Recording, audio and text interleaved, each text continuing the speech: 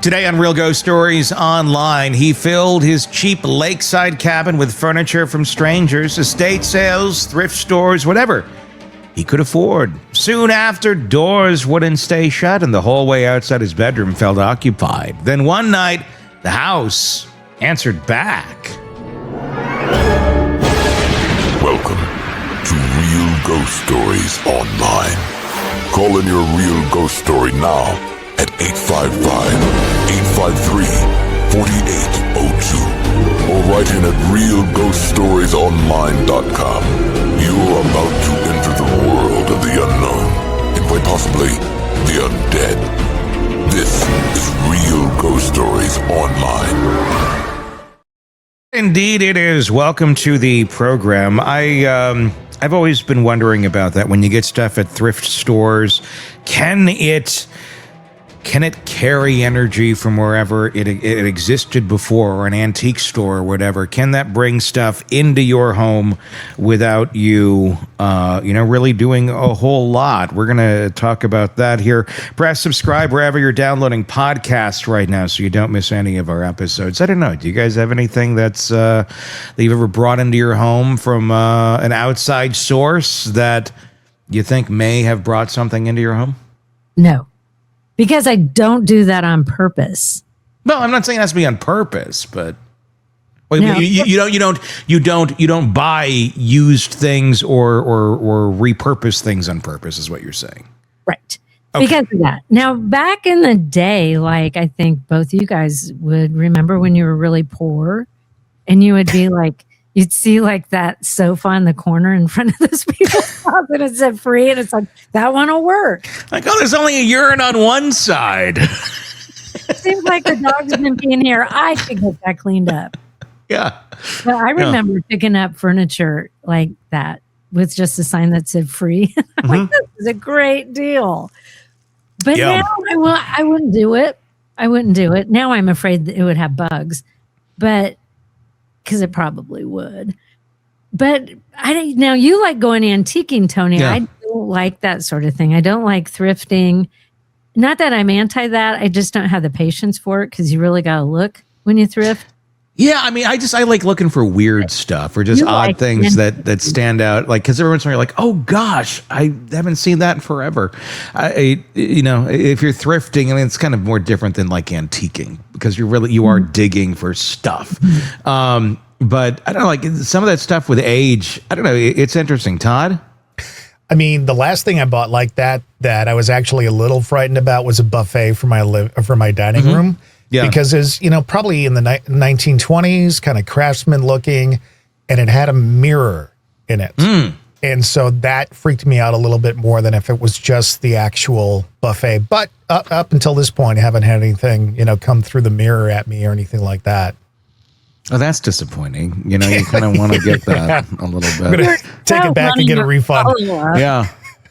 Get a refund. Invite some Satanists over for the weekend, like a Airbnb. It's like, we're Airbnb-ing, but only for Satanists this weekend. And then whatever you bring into the house, it's like, all right, thanks, guys. There's a antique store or an antique furniture store. I want to say it's either very South Arkansas or it's northern Texas. It's one of the two. I don't remember exactly where it is, but it is all furniture. And the place it's kind of out in the middle of nowhere, but it is the largest furniture gallery in general in the country. And it's all antique, and it's warehouse after warehouse. I mean, just huge outbuildings of antique furniture. It's like, here's a barn of armoires. Here's a barn of stained glass windows that have been taken out of actual structures. And then, and so there's architectural type pieces. And then there's buffets and there's everything, all the like just ornate, hand carved, so much stuff that was probably European that came in, on ships over there. I mean, just crazy amounts of shit. And talk about weird energy in a building. or multiple buildings. The whole place feels weird.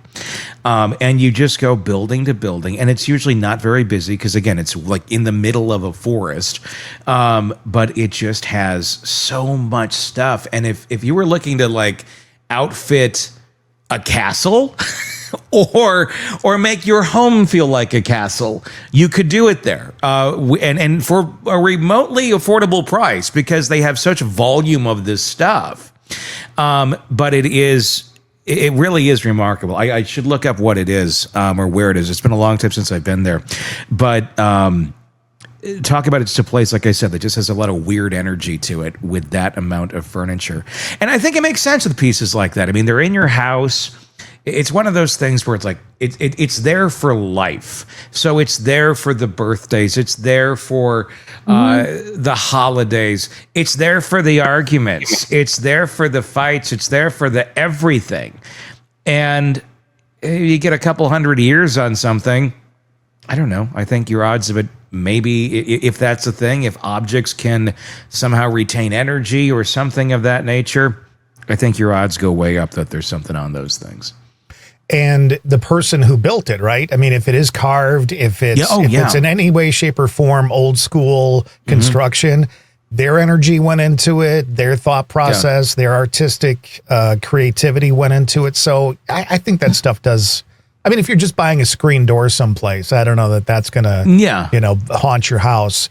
I got one of those too at that place. But yeah, I mean, I totally agree. I think a lot of that stuff does hold something. It amazes me the artistic detail that would go into some of these things. I mean, and it's not, I mean, today they can mass produce it in certain ways, but, and the pure balance of it throughout these pieces too, where it's like, okay, well, this side, has to pretty much be identical to that side, but it's being done by hand. And just you would think it was, I mean, it's like, what the fuck? Like the ability that these craftsmen had. I don't know. I mean, it just blows me away. I mean, like this doesn't exist anymore. I mean, it's almost alien. I saw there was a post, on something the other day about one of the amazing cathedrals and such in the world. And I know, Carol, you've seen several of them, where it's like, there's no way humans did this shit. There's no way this wasn't some sort of alien technology or alien that built this shit with the amount, the ability that they were able to do to build this. And I'm not saying that I believe that, but it does feel alien, that level of talent in today's world. Well, the pyramids alone, think of when they were built and the precision and how were they able to do that? Well, when you have no regard to human life, that tends to help a lot too. No, yeah. I mean, and I can understand the pyramids more when you don't give a fuck about if someone dies in the process. It's the ornate detail type stuff that in mass quantity by like one. It's like, how the fuck did they? It's amazing. Talent that we do not know today, because I guess, is it because they had the time?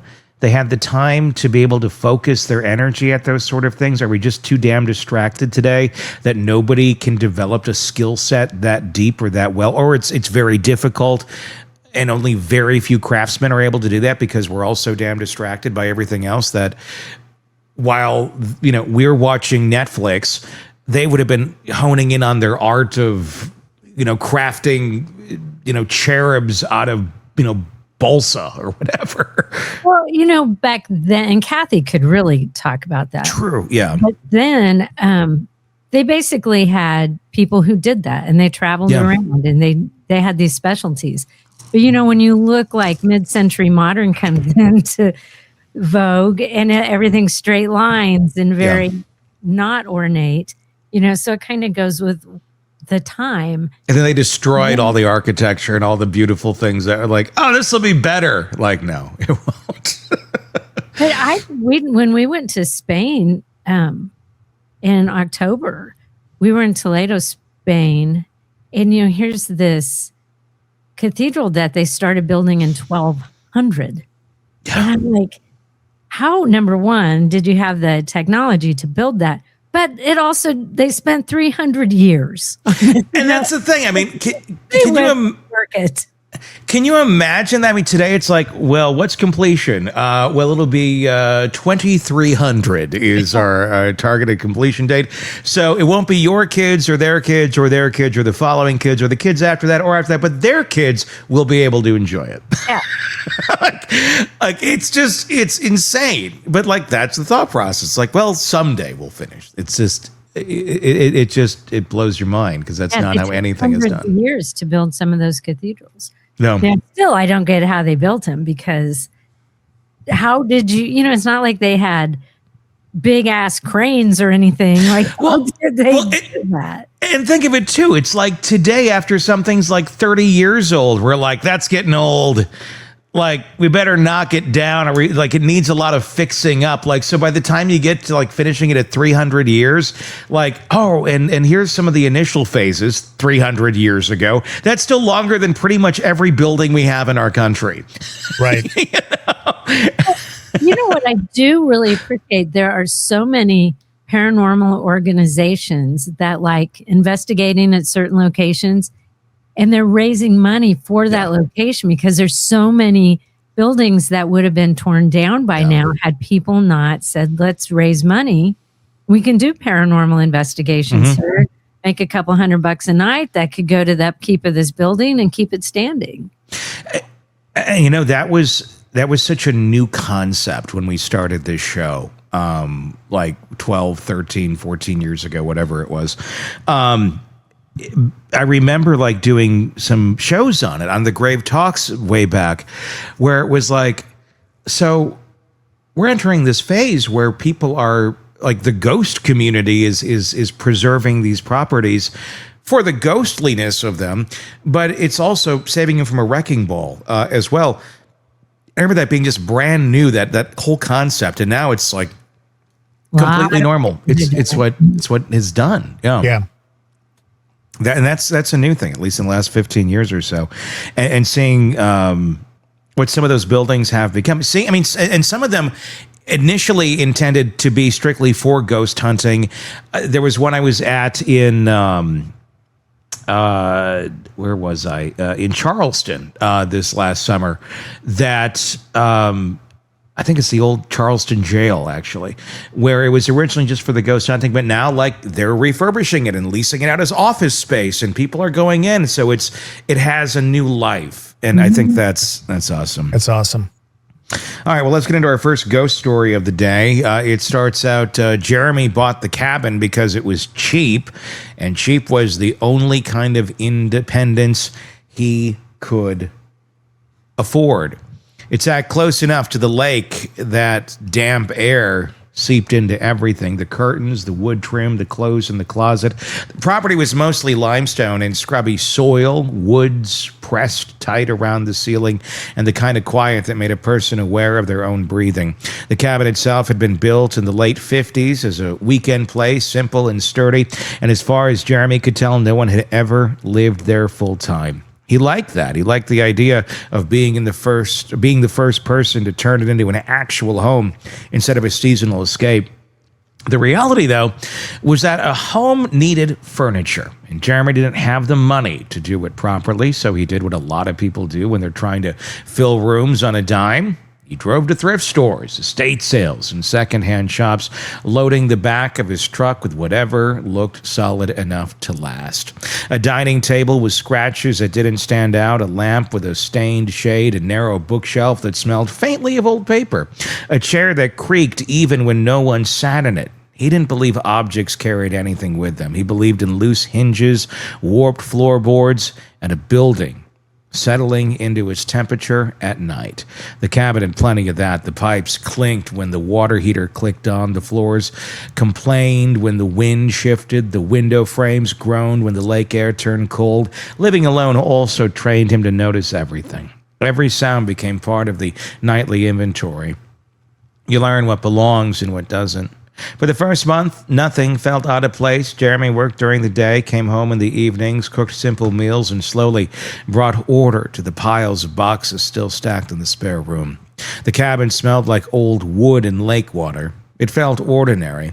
Then the small wrongs began. Not the kind of wrong you would point at to prove, the kind of wrong that made you stop mid-step and stare. The chair pulled back slightly from the table as if someone had stood up. A cabinet door left open when he was certain he'd shut it. Once he found the back door unlocked in the morning and stood there with his hand on the knob, staring at it like it might offer an explanation. Each time he blamed himself. He was tired, he was distracted, he was settling into the place. He told himself that when people live alone, their routines get fuzzy, they forget small actions, they assume they remember, but the wrong things tended to collect in one part of the cabin, the hallway outside the bedroom. It wasn't a long hallway. It was barely wide enough for two people to pass without brushing shoulders. On one side was a closet and a bathroom door. On the other, a blank wall that faced the lake.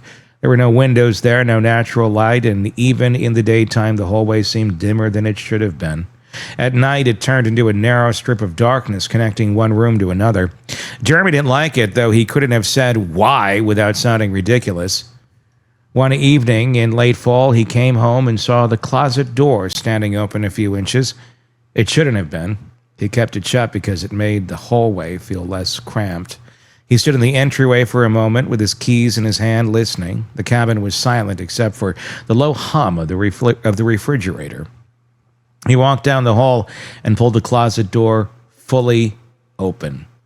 Inside were coats he rarely wore, a vacuum that barely worked, a tackle box he hadn't used yet, and a small cardboard box of odds and ends. Everything looked untouched.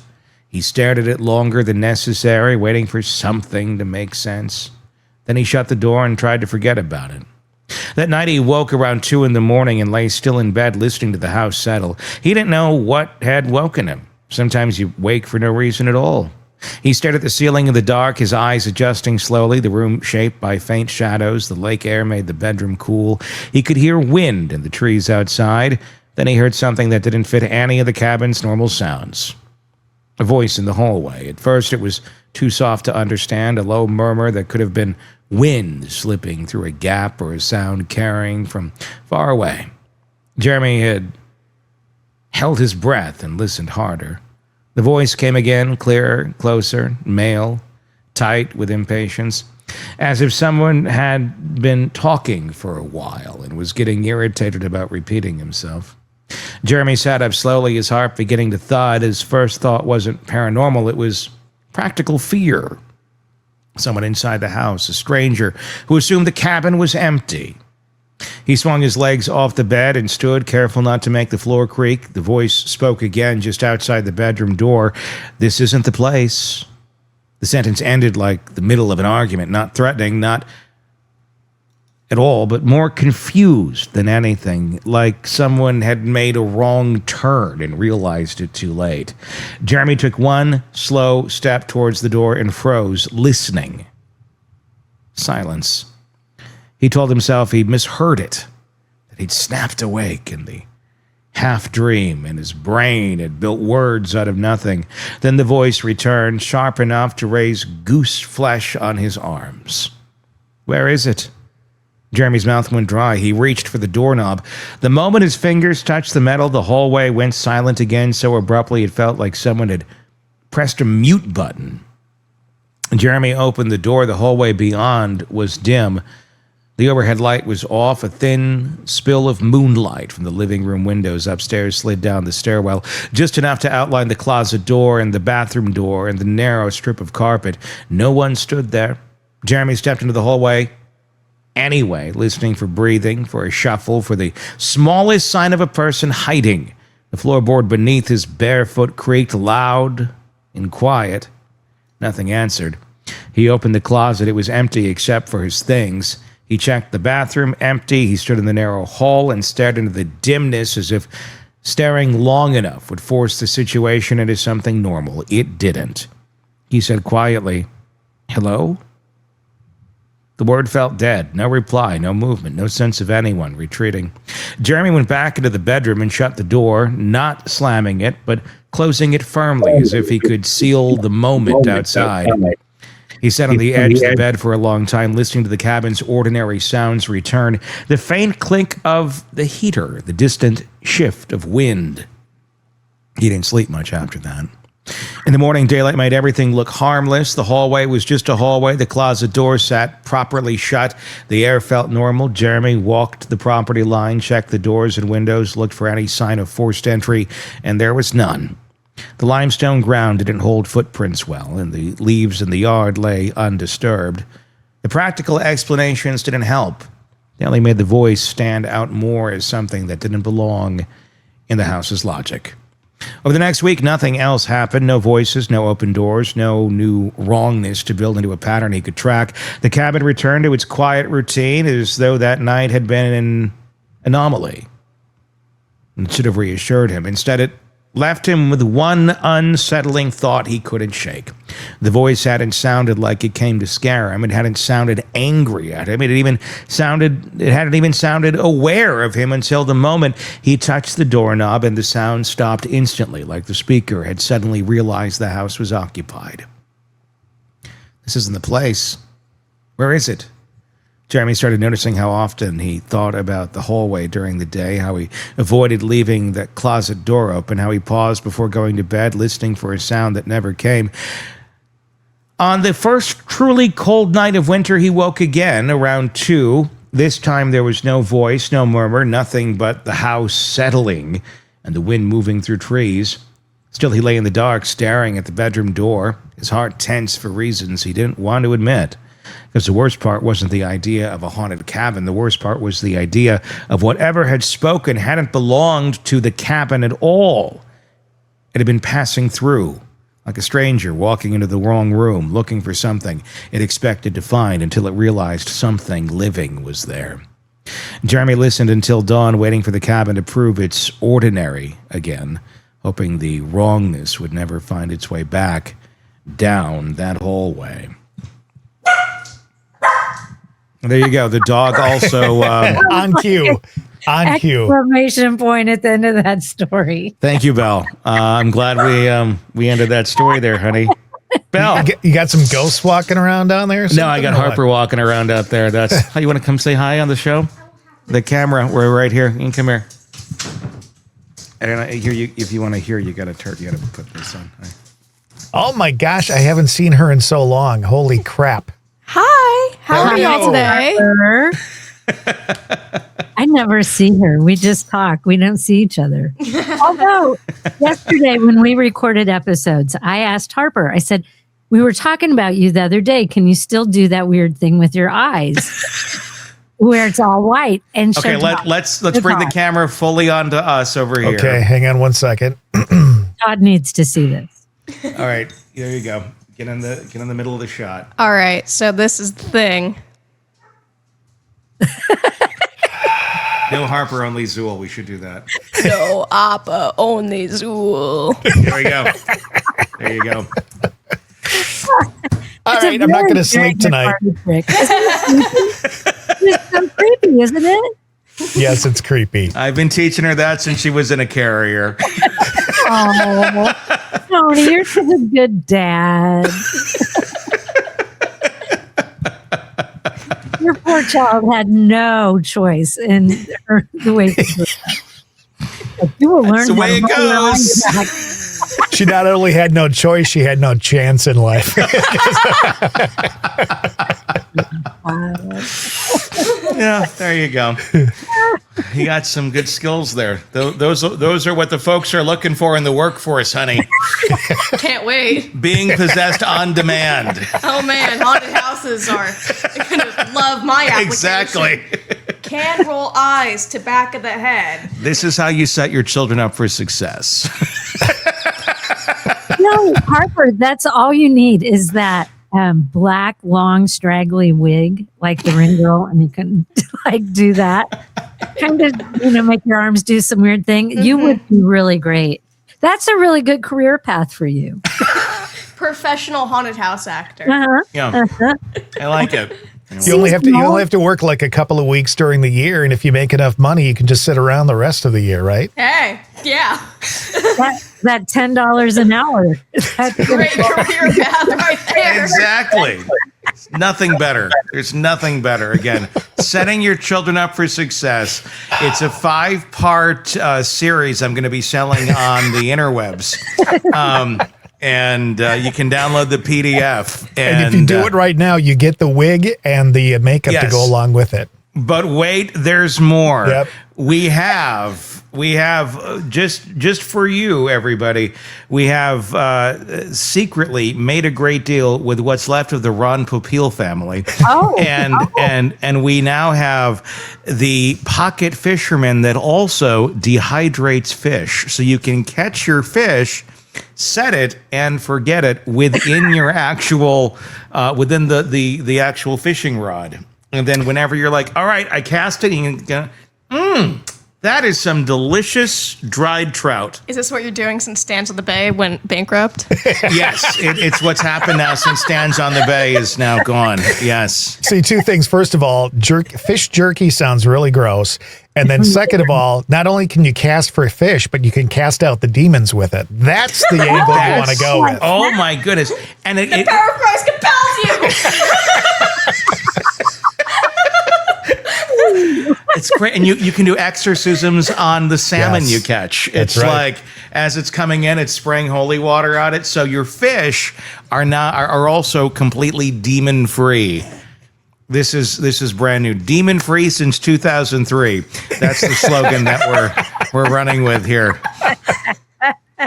at Popeil Industries. So there you go. But you guys are onto something, that casting the demons out. You can catch a fish, you can cast demons out and dehydrate if you just set it and forget it at the same time. You need a little like holy water feature on it. I think I agree. Like a little vial that when you're casting, that it just does a little mist out there, so you can do that at the same time. I like that. Harper, you've got a class that you could probably figure that out, right? How to design that. How to rig up holy water to a fishing rod. Yeah. That wouldn't be horribly difficult.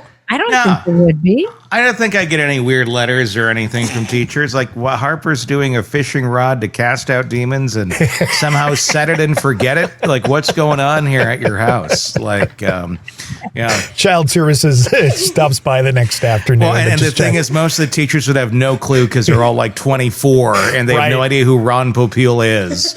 And they're like, what? There you go.